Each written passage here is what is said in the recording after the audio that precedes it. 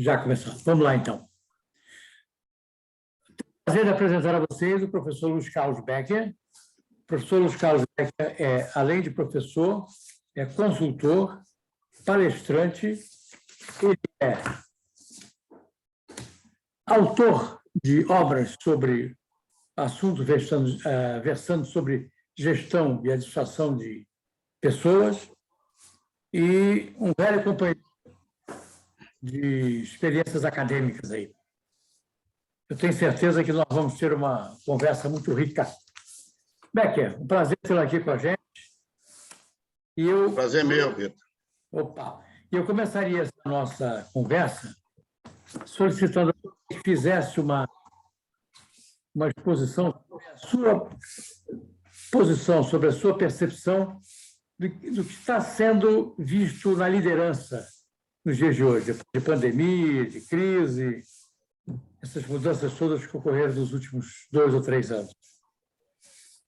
Bom, primeiro aí, obrigado pela oportunidade, né, e o convite de matarmos um pouco da saudade, mesmo assim, através de uma ferramenta tecnológica, mas a gente procura estreitar, né, aí um pouco aí esse tempo aí desses encontros físicos que sempre tivemos e sempre foi muito enriquecedor aí estar contigo, conversar com você e aprender com você, porque você é um grande mestre, né?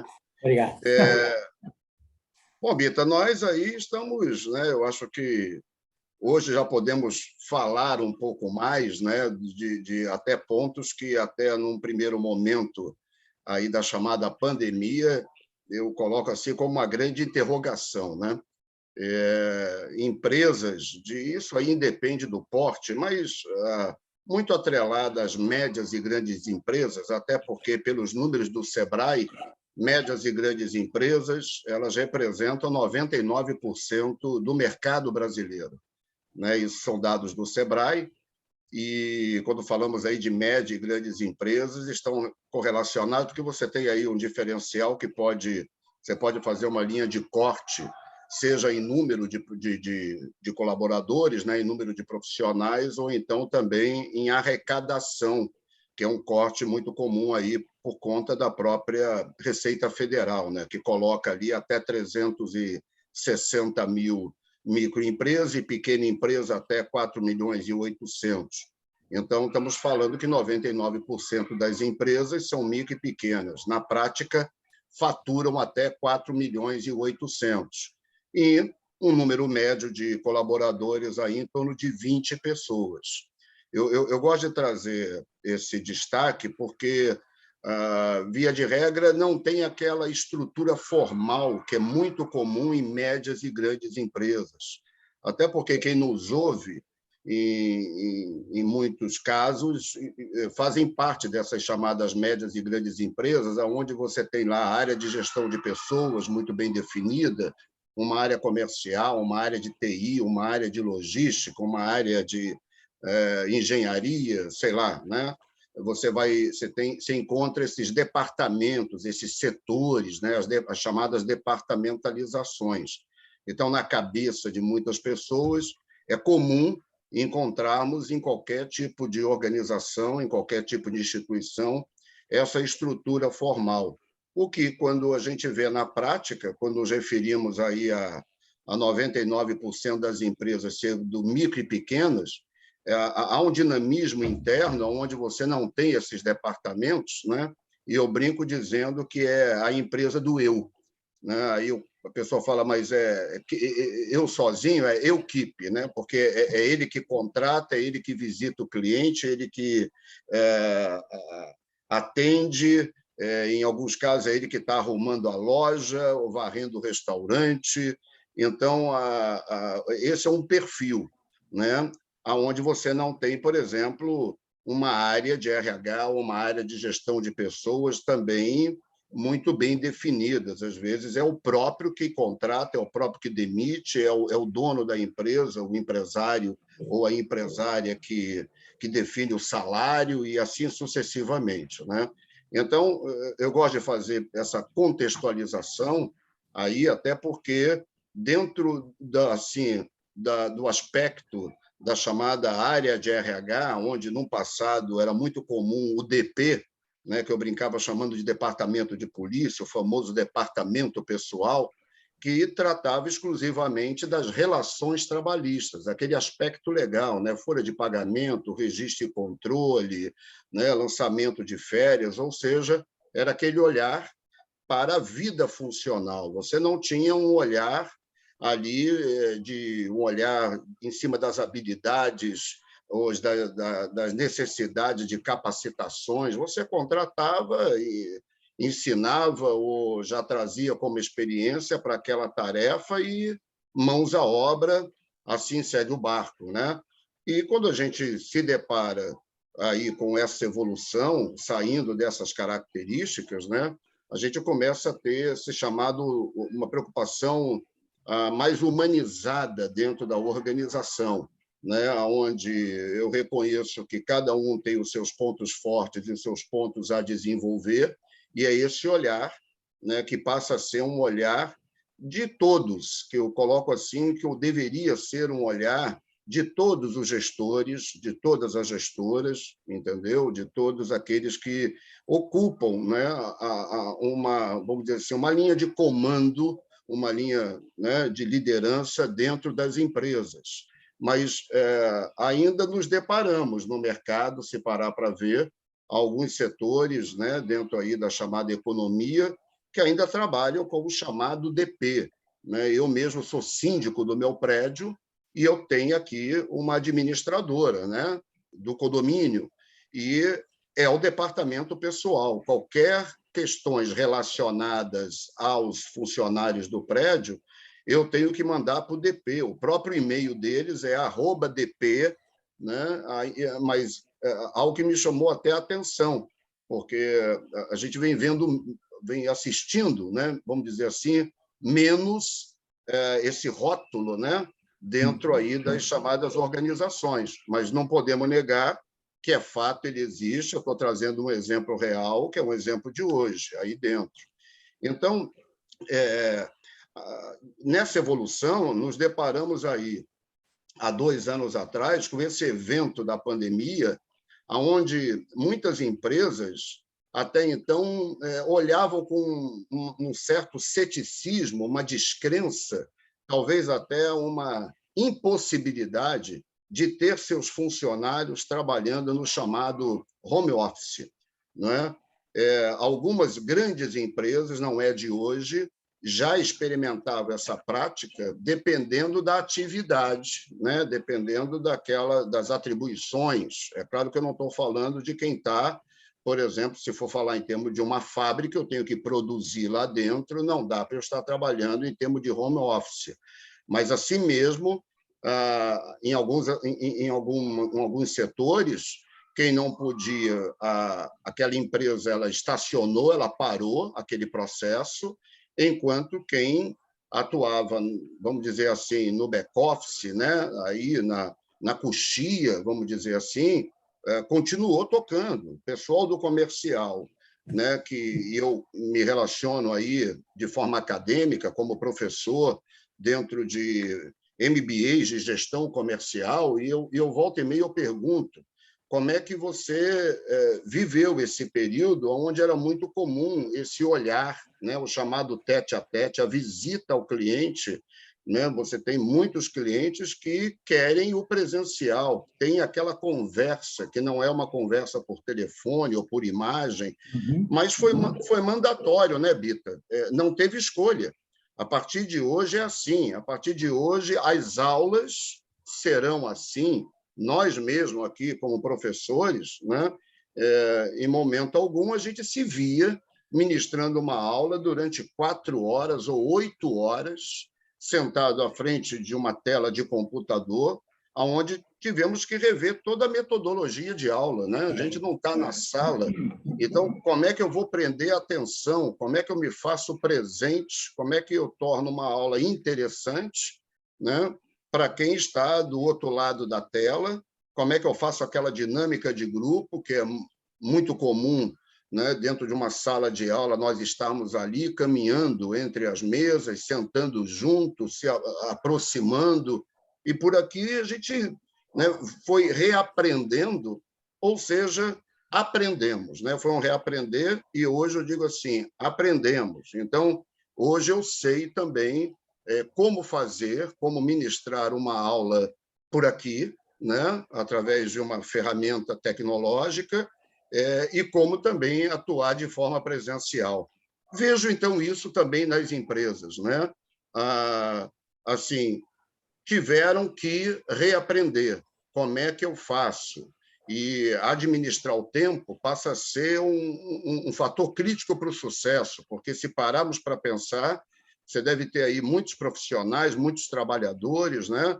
Onde se abrir um computador 8 da manhã, 8 da noite ainda tem trabalho para fazer, né? Então, é saber administrar hoje os afazeres da casa, né? Dependendo do tamanho de um apartamento, de uma residência, está todo mundo em volta, né? Você está num ambiente onde, para quem tem filho, o filho ao lado também está estudando, alguém quer assistir um programa de televisão, alguém está cozinhando, é o barulho da rua, ou seja, você tem aí um conjunto de variáveis muito favorável a tirar até o nosso foco e a nossa atenção, né? É um grande exercício. Eu lembro até, Bita, que no início das aulas por aqui, usando a tecnologia, eu terminava com uma dor de cabeça, às vezes, sabe?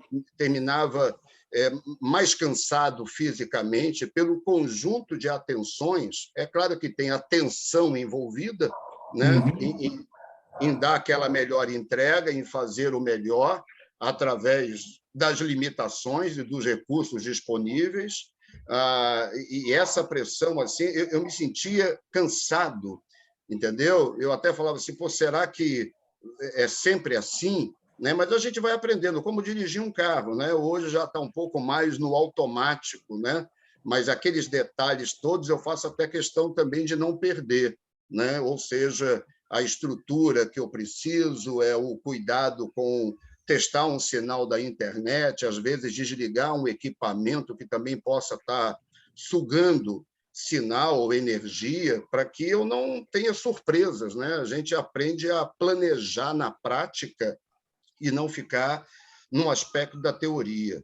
Quando você traz a questão da liderança, e eu vim acompanhando, cheguei a participar de vários eventos, principalmente no primeiro ano da pandemia, onde teve aquele boom de lives, né? Congressos que nós pagávamos para ir, para participar, passaram a ser até gratuito, né? Então, estando em casa e tendo disponibilidade de tempo, foi um grande convite para a gente também se aperfeiçoar, vamos tirar proveito dessas questões todas. E eu passei a ter vamos dizer assim, um olhar de mais interesse no que diz respeito aos comportamentos das lideranças. Então, quando eu tinha um tema que envolvia a liderança, independente se fosse numa área de tecnologia ou não, eu estava atento e querendo, sim, participar, principalmente ouvir, né, aí os depoimentos, as executivas, os executivos, né, não importa aí o gênero e o porte da empresa, mas eu fiquei muito atento para até saber como é que esses profissionais estavam lidando com questões que, vamos dizer assim, no chamado normal, né, você tinha as reuniões físicas ou os pontos de controle, e agora? Como é que isso está acontecendo, né? Então, eu vejo assim, um reaprender geral. Eu acho que aquele líder, né, que tinha por hábito a necessidade de estar fisicamente ao lado da sua equipe, ou dentro daquela questão do controle, do monitoramento, monitorando ou controlando, por exemplo, o horário de chegada, o intervalo de almoço. Se esse profissional ainda está assim hoje, eu não sei se ele está vivo, eu acho que ele infartou, né? Porque não tem como eu estar controlando um horário de chegada ou não, mas eu posso sim, eu tenho outras formas. Você tem empresas que marcam ponto de controle todo dia às 9 horas da manhã ou às 8h30 da manhã. Né? Meu filho faz estágio num grande grupo, até de Minas Gerais, e meu filho está no Rio de Janeiro. Meu filho trabalha em home office desde o início, já foi contratado como estagiário dentro de um modelo de home office. E tem reunião todo dia às 8h30 da manhã. Né? Então, ele, 8h30 da manhã, não sei onde é que ele está, ele tem que estar sentado, a câmera aberta, participa de reunião de alinhamento, que dura no máximo meia hora, e toca o dia, toca o projeto, toca as atividades dele que tem que fazer. Não é? Então, dentro desse conjunto, é assim, o líder ele precisava, e eu vejo que isto aconteceu, vem acontecendo, não é? Ele está presente de outra forma, aprendendo que não é necessário estar fisicamente ao lado para estar presente. Eu faço até uma analogia, eu, na minha condição, eu sou divorciado, tenho um filho de 23 e uma filha de 20. Já sou divorciado, aí separado com o divórcio há quase 15 anos. Então, eu vejo assim, eu não preciso estar do lado deles para me fazer presente, né? Eu sou separado da mãe, jamais deles. Mas é uma questão de comportamento e atitude minha. Não adianta eu ter um discurso bonito e não praticar o que eu falo. Até porque as pessoas estão mais atentas ao que a gente faz do que o que a gente fala.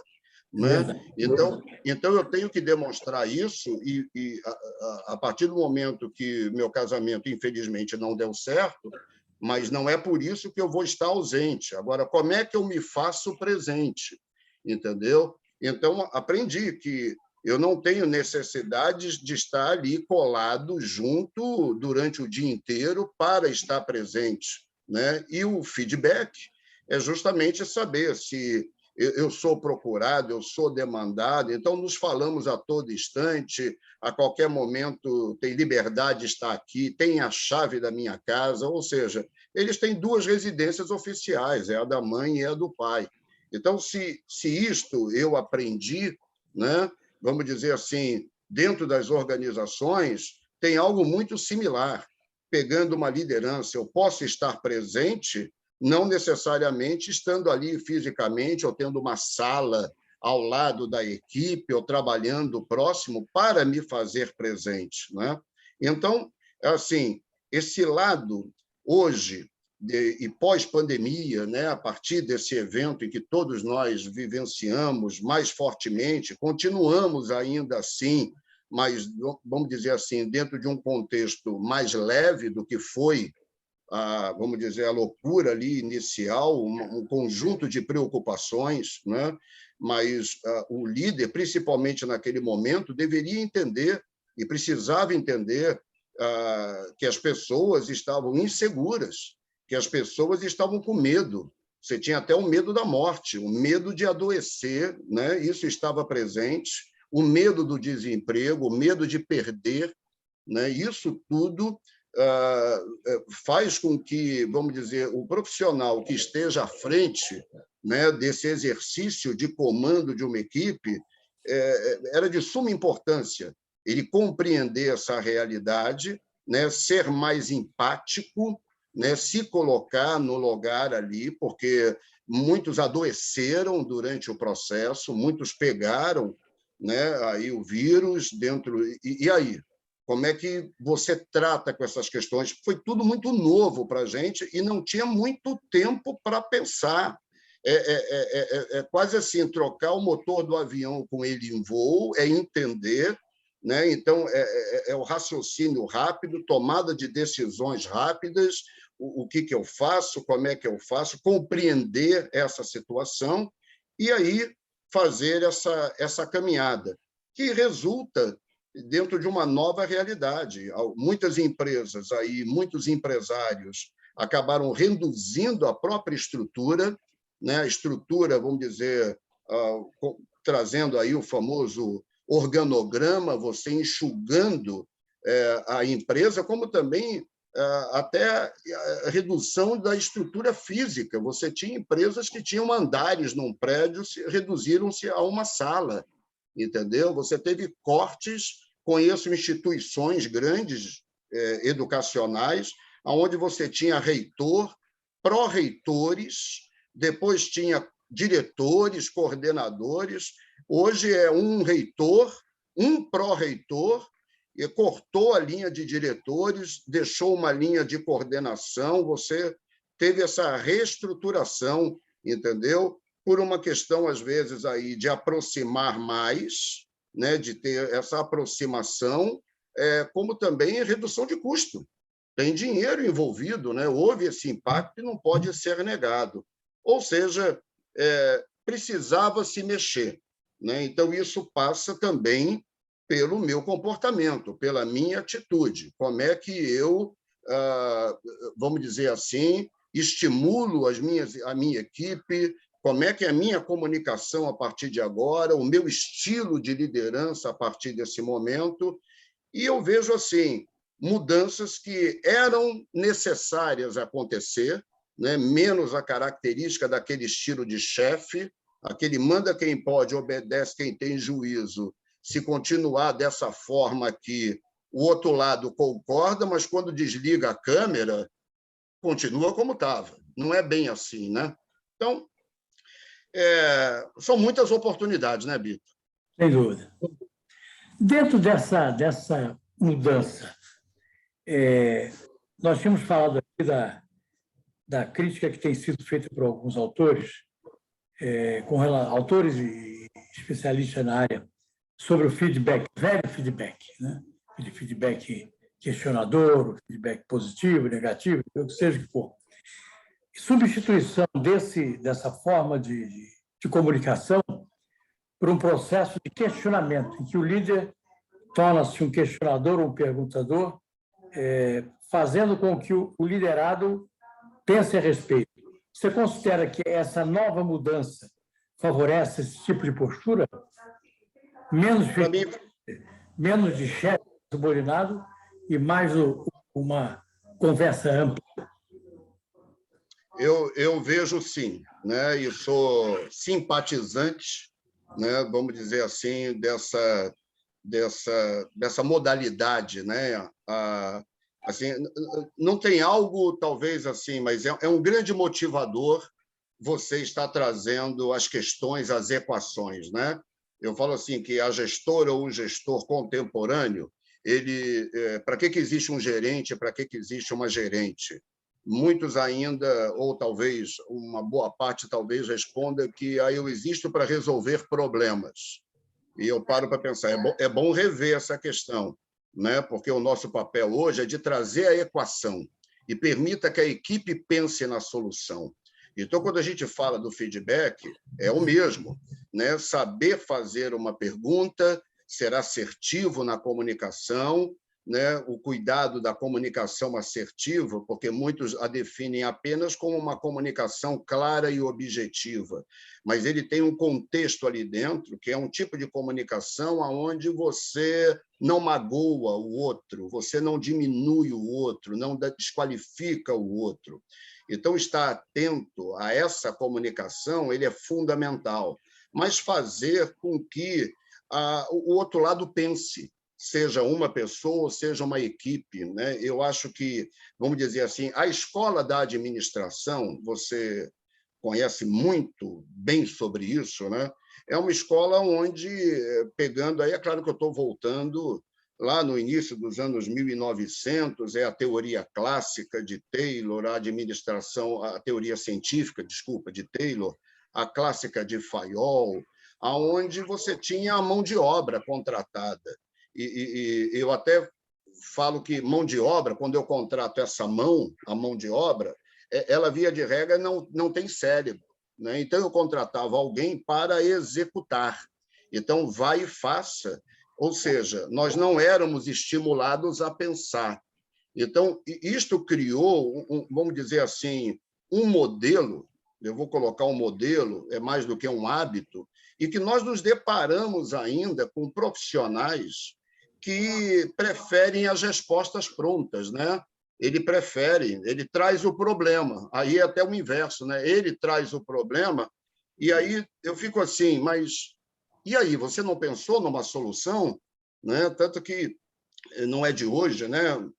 Fui gestor durante muito tempo, né? Na minha experiência dentro da administração, vamos dizer assim, em empresas privadas, empresas particulares, como também na administração pública federal e na pública estadual, por onde eu atuei. E me deparei com pessoas que, às vezes, eu pedia para ela pensar, pense numa solução, muitos travavam, né? Porque tinha uma expectativa de que eu traria a solução.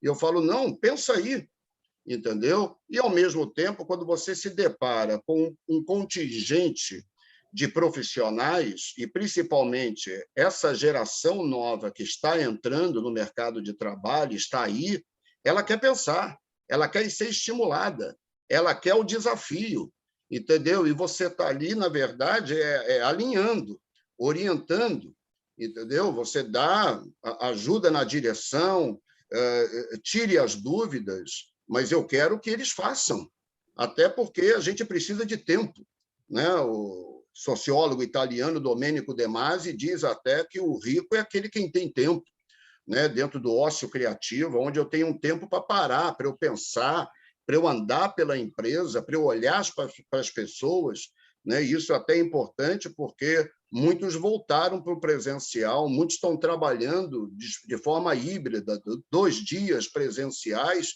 3 dias em home office. Você tem, hoje, vamos dizer assim, vários modelos implementados, né, em que eu preciso ter essa capacidade múltipla de poder estar atuando. Então, dentro de um feedback, onde eu possa estar colocando pontos, fazendo o outro pensar, né, até porque é de suma importância, primeiro, ele reconhecer que o meu feedback ele é construtivo, porque muitos ainda trazem esse ranço de que o momento do feedback é o momento da bronca, é o momento da crítica. Quero te dar um feedback, porque, via de regra, quando chegam assim, quero te dar um feedback, lá vem bronca, né? Quero te dar um retorno, quero falar algo para você, a gente já fica assim, né? E a ideia é até desconstruir esse modelo mental de que eu quero colaborar, eu quero agregar. Então, está muito alinhado realmente a forma, né? Não é aquilo muito que você fala, mas é o como você fala, né? E como você constrói isso. Então, parar hoje, sentar, né? E fazer com que a outra pessoa pense sobre o comportamento dela ou sobre aquela ação, eu acho que surte mais efeito do que simplesmente eu estar apontando, né? E achar que, dessa forma, ele vai ali refletir e mudar. Até porque ninguém muda ninguém, né? A pessoa muda se quiser mudar. É tolo aquele que acha que um muda o outro. Então, eu sou adepto, né, a essa, vamos dizer assim, a essa prática, mas não podemos negar que médias e grandes empresas continuam com aquele momento formal do feedback, né, atrelado à avaliação de desempenho. Pelo menos uma vez por ano, você tem a avaliação de desempenho. Nem todas acompanham com feedback, é uma avaliação que acaba resultando em cima de um rol de competências, onde você vai dar uma nota de 0 a 10, ou de 5 a 10, ou de 1 a 5, e ele recebe uma pontuação. Agora, o que ele faz com isso? Quem recebe uma... eu poderia ter recebido nota 50, recebi 40. Aonde eu devo melhorar? Né? Se você não tem... Esse é que aí é o retorno, né? Se você não tem quem te diga, quem te fale, eu fico na inferência, né? Aonde é? Entendeu? Quem me diz? Você fica sem saber. Ou seja, uma tendência de continuar repetindo aquele comportamento que, às vezes, para o superior ou aquele líder não está adequado. Você mencionou um fato interessante, né, da avaliação de desempenho, a velha avaliação anacrônica. Eu me lembro de um convívio recentemente com o segmento da medicina. Eu me lembro que os médicos chegavam e perguntavam assim: você está sentindo dor? De 1 a 10, qual é a incidência da dor? Caramba, sabe, é 5, é 7. Então, você começa perceber que esse novo mecanismo que você descreveu muito bem, ele tira líderes e liderados da zona de conforto, né? Então, você tinha no velho, digamos, paradigma, a competição, ser melhor do que os outros. Aí, de repente, aparece a competitividade, ser o melhor naquilo que você faz. Mas agora você tem uma outra dimensão. Não é ser o melhor naquilo que você faz. Você tem que ser único naquilo que você faz. Como é que você vê essa mudança de paradigma, principalmente em relação às lideranças mais conservadoras? Eles conseguem pensar dessa maneira? Ou seja, não é fácil, porque o modelo mental da liderança conservadora ainda está muito dentro daquela perspectiva do controle, né? Poucos pensam e muitos executam. Então, você se depara ainda com essa leitura, aquela leitura que envolve ainda o chamado o poder, né? O poder enquanto atribuído ao comando, né? O poder da caneta, o poder do crachá, aquele poder exercido pelo cargo. Os colaboradores profissionais, eles vão te respeitar, né? Vão fazer o que você manda. Mas a questão que cabe refletir não necessariamente é dessa forma, né? Você ali está mais com o estilo do chefe do que um estilo de líder, entendeu? Daí paramos para pensar sobre as clássicas características que envolvem essa questão da liderança, né? Então, que ela entra dentro dessa perspectiva humana, servidora. Eu estou aqui para ajudar, aonde eu ajudo, mas para que você caminhe, para que você cresça, para que você tenha condições de executar. Tem momentos que cabem a mim mesmo, né? Se você, por exemplo, precisa de recursos para fazer a atividade, cabe a mim viabilizar esses recursos. É porque você tem aí gerentes que dizem assim, se vira, né? Vai, corre atrás daquilo que você precisar, e qualquer coisa você fala comigo, né? Você não está se aproximando dessa forma, você está se distanciando, não é assim, entendeu? Então, é fundamental rever as atitudes e rever essas práticas. A questão, Bita, é que o currículo serve para entrar, né? Mas no dia a dia eu não olho o currículo, eu olho para você. Então, eu estou vendo os seus comportamentos, eu estou vendo as suas atitudes. Na hora que tem que dispensar alguém, eu não pego o currículo para dispensar. Eu fecho os olhos e lembro, né, dos teus comportamentos, né? Se você é responsável ou não pelo que está fazendo, se você cumpre as suas atribuições, se você agrega, né? Se você ali tem bom relacionamento interpessoal, que não significa que tem que ser amigo de todo mundo, né? Não é todo mundo que frequenta a nossa casa. Agora, educação e respeito sempre, né? Somos todos responsáveis por criar um ambiente gostoso de trabalho chamado clima organizacional. Ele faz parte, né? E é de uma colaboração. É claro que quem está aí nesse comando é o grande comandante do navio, né? É ele que vai dar o tom. A questão do exemplo é fundamental, né? Então, é um preço muito caro estar no papel de líder, né? Eu faço uma analogia como pai e mãe. Quer ser pai? Quer brincar de ser mãe? Não dá para desligar telefone aos domingos, não dá para desligar no final de semana, né? Então, quer assumir um papel de liderança? É claro que eu não quero ser acionado num domingo, mas, ao mesmo tempo, eu não quero ficar recebendo mensagens ou ligações, né, a todo instante, para coisas que são triviais, né? Muitos chamados gurus da administração até colocam que a maior parte dos problemas dentro de uma empresa são problemas da gestão, entendeu? Então, você ainda pega, vamos dizer assim, aqueles tradicionais gerentes que continuam muito centralizadores, né? Então, e nos dias de hoje não cabe. Como é que eu vou centralizar se as pessoas não estão aqui comigo e precisam estar tomando decisões? Tem alguém de uma área comercial, nesse momento, visitando o cliente, ele tem que tomar uma decisão lá. Se a todo instante tem que ligar para aquele gestor não tem direito de ficar doente, né? Ele não pode se desligar.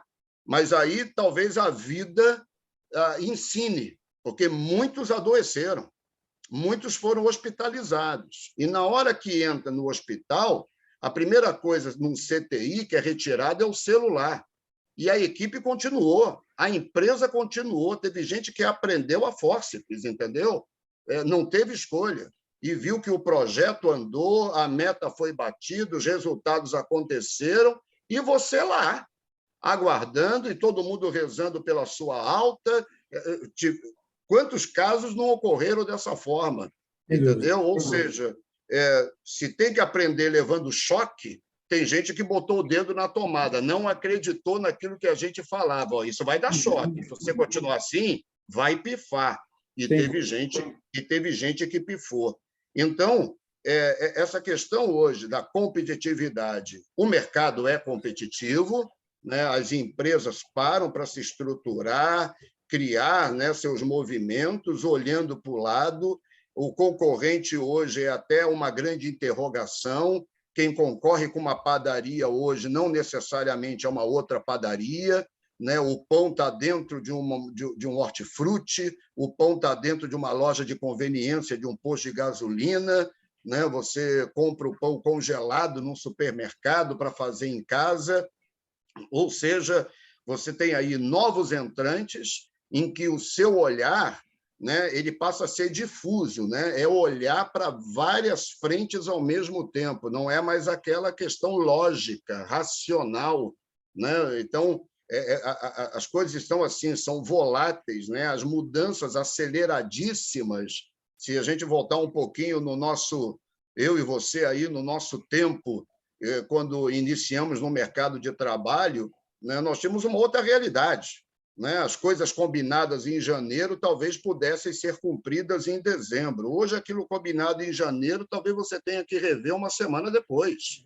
É meio jogo de futebol que você treinou a semana tanto e, quando começa a partida, basta um jogador ser expulso que todo aquele combinado precisa ser refeito, né? O que Mitzenberg traz nos estudos de estratégia dele, que ele chama da precisamos estar preparados para as estratégias emergentes, né? Ou seja, ela vai além daquilo que está no papel, do clássico, formal planejamento estratégico. Eu tenho que estar preparado para dar respostas rápidas. E o que eu vejo hoje, no que diz respeito a essa atividade, né, em termos das pessoas, cada vez mais a colaboração ela é importante.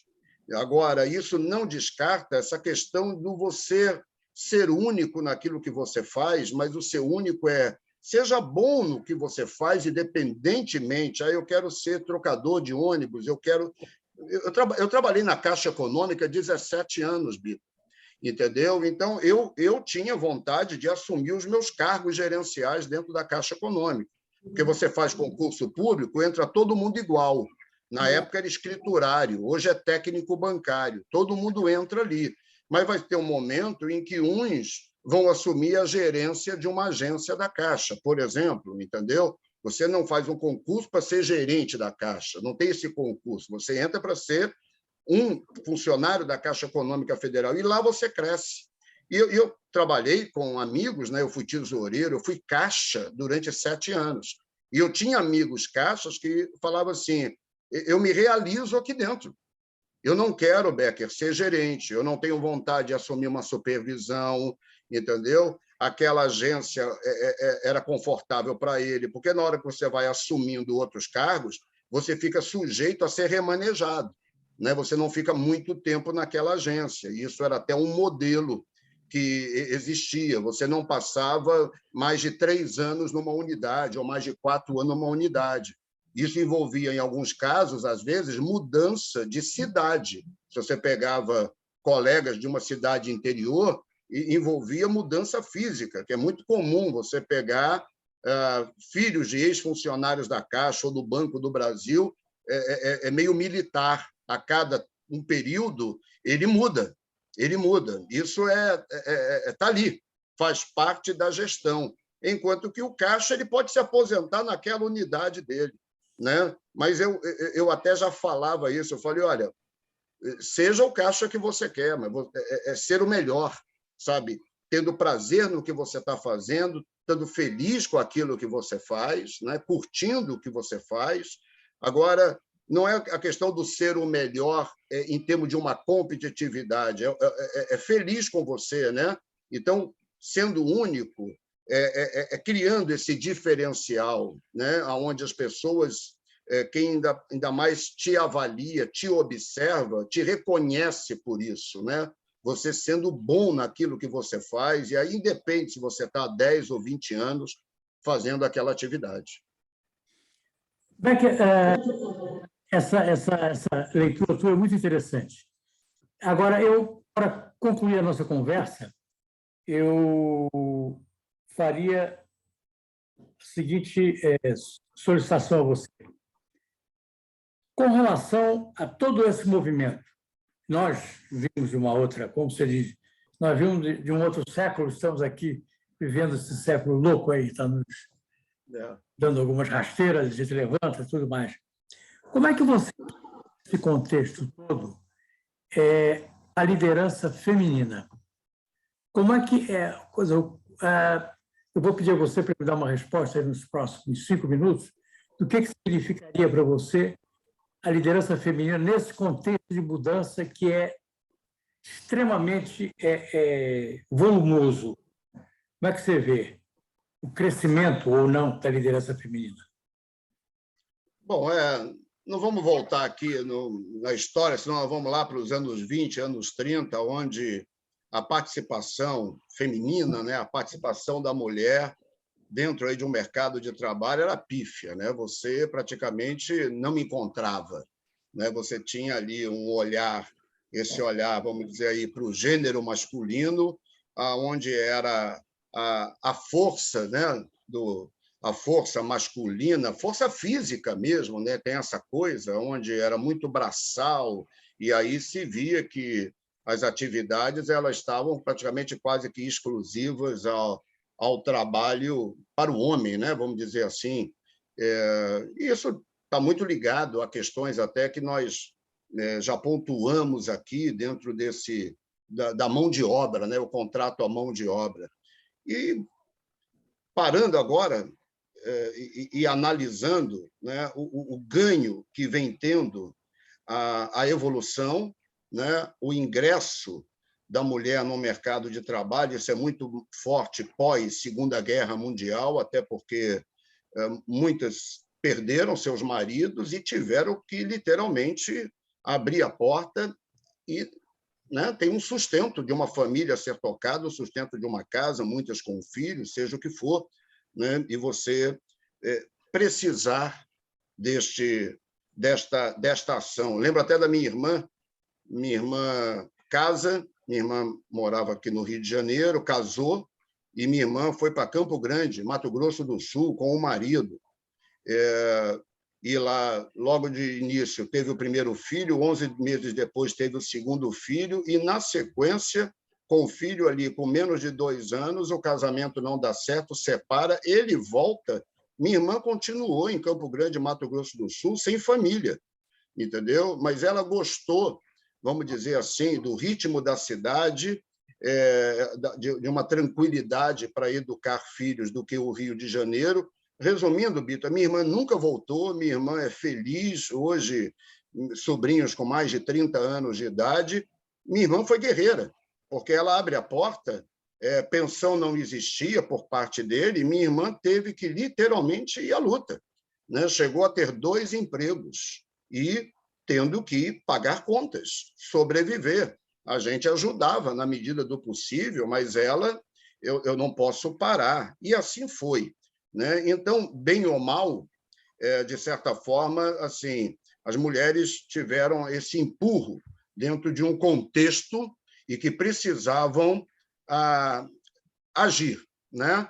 E entram dentro de um mercado de trabalho onde dados ainda mostram ainda um impacto muito grande dentro de diferenças salariais em determinados cargos, ainda sendo menor remunerada, não é? E tendo competências iguais ou maiores, né? E aí, olhando dentro respondendo, dentro da questão que você traz hoje, eu nunca vi, em algum momento, talvez, tanta necessidade de, vamos dizer assim, das lideranças femininas existirem, né? E entra agora até o próprio característica feminina, né? São características da mulher, a questão da atenção, a questão da maior sensibilidade, né? Isso você tem vários estudos, várias comprovações, né?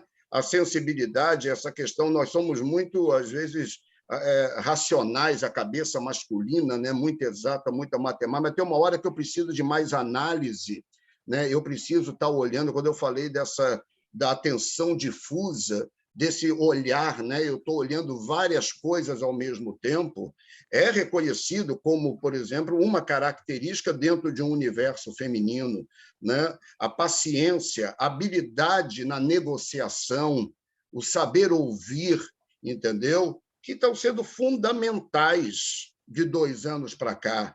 Ouvir, ser empático, ser múltiplo. Esse múltiplo não é assim, porque, via de regra, ela toma conta da casa, do filho e trabalha. Não, esse múltiplo, em termos de característica, é que ela consegue administrar várias tarefas, né? Várias funções ali ao mesmo tempo. Então, dentro de um trabalho de time, um trabalho de equipe, é fundamental, aonde eu tenho uma fala coletiva para a minha equipe e, ao mesmo tempo, eu tenho um olhar singular, né? Eu vejo hoje a nova liderança com essa necessidade. Ela é um plural e ela é um singular, é ser personal manager, porque tem gente que não fala, eu tenho que me aproximar, sentar junto para ouvir, para entender, né? Porque tem pessoas com características dela, elas são mais retraídas, são mais acanhadas, elas estão com um problema e não nos procuram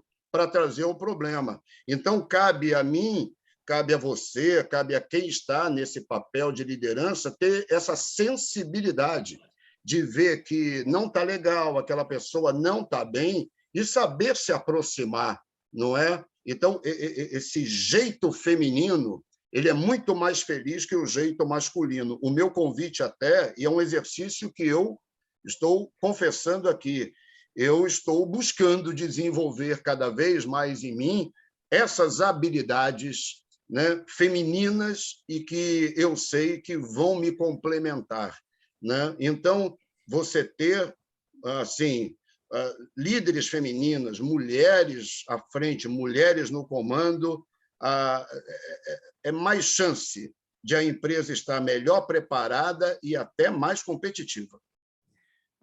Excelente. Eu queria agradecer muito a conversa que nós tivemos aqui. Eu tenho certeza, pela nossa história, que nós provavelmente vamos voltar a conversar, porque não conseguimos atingir nem 1/3 daquilo que a nossa experiência pode trazer de bom para quem nos ouve. Queria agradecer a você, foi um prazer muito grande ouvi-lo pessoalmente. Certo? Um grande abraço para você, então. Prazer meu, muito obrigado mais uma vez e estou à sua disposição. Quando quiser, voltamos a conversar. Grande abraço, Bita. Se cuide, fique bem.